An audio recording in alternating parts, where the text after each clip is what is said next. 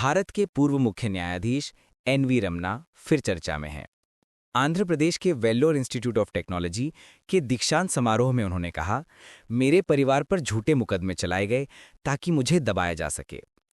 उनका ये बयान सिर्फ एक पर्सनल शिकायत नहीं, बल्कि भारत में जुडिशरी की स्वतंत्रता और उसकी सीमाओं पर एक बड़ा सवाल खड़ा करता है।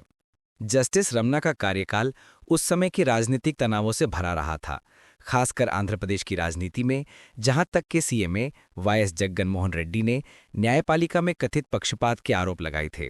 अब जब वो पद से हट चुके हैं और कुछ समय बीत चुका है, तब उनके इस बयान को लेकर सवाल उठ रहे हैं कि क्या ये पर्सनल प्रॉब्लम का इजहार है या सियासी हालात का दबाव।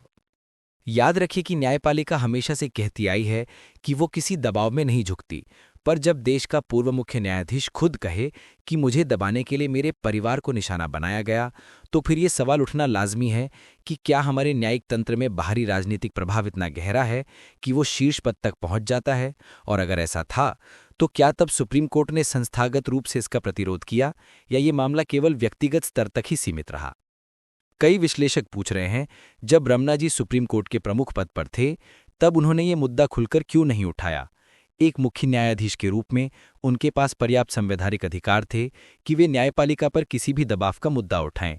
तो क्या ये बयान अब पद से बाहर आने के बाद ये सब बातें क्यों कही जा रही हैं? क्या सही या गलत ठहराया जा रहा है, या फिर ये किसी राजनीतिक चाहत का हिस्सा है? न्यायपालिका की सबसे बड़ी ताकत जनता का विश्वास है। जब सर्वोच्च न्यायाधीश का कोई बयान न्यायपालिका को राजनीतिक विवादों में घसीटता है, तो जनता के मन में ये भरोसा डगमगाता है कि क्या न्याय वाकई निष्पक्ष है। जस्टिस रमन्ना ने अपने भाषण में कहा कि किसानों के संघर्ष और जनता की आवाज़ न्यायालय तक पहुंचनी चाहिए, लेकिन आलोचक कहते हैं न्यायालय का दायित्व वक्तव्य देना नहीं, बल्कि निर्णय देना है। इसलिए ऐसे बयानों से न्यायिक गरिमा और संतुलन पर सवाल उठना स्वाभाविक है।